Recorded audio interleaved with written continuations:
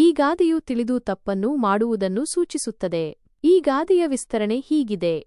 ಒಬ್ಬ ವ್ಯಕ್ತಿಯು ರಾತ್ರಿಯಲ್ಲಿ ಒಂದು ಬಾವಿಯನ್ನು ನೋಡುತ್ತಾನೆ. ಕತ್ತಲಲ್ಲಿ ಆ ಬಾವಿ ಎಲ್ಲಿಂದ ಬಂತು, ಹೇಗೆ ಬಂತು ಎಂದು ತಿಳಿಯುವುದಿಲ್ಲ.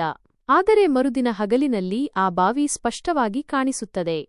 ಆದರೂ ಆ ವ್ಯಕ್ತಿಯು ಆ ಬಾವಿಯೊಳಗೆ ಬಿದ್ದರೆ ಅದು ತಿಳಿದು ತಪ್ಪನ್ನು ಮಾಡಿದಂತೆ ಆಗುತ್ತದೆ.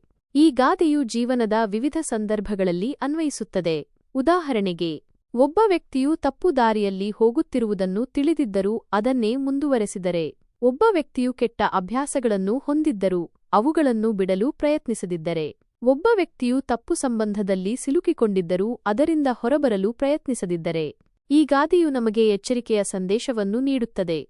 ನಾವು ತಿಳಿದು ತಪ್ಪನ್ನು ಮಾಡಬಾರದು. ನಾವು ನಮ್ಮ ತಪ್ಪುಗಳನ್ನು ಸರಿಪಡಿಸಿಕೊಳ್ಳಲು ಪ್ರಯತ್ನಿಸಬೇಕು. ಇದಲ್ಲದೆ ಈ ಗಾದೆಯನ್ನು ಈ ಕೆಳಗಿನ ಸಂದರ್ಭಗಳಲ್ಲಿಯೂ ಬಳಸಬಹುದು.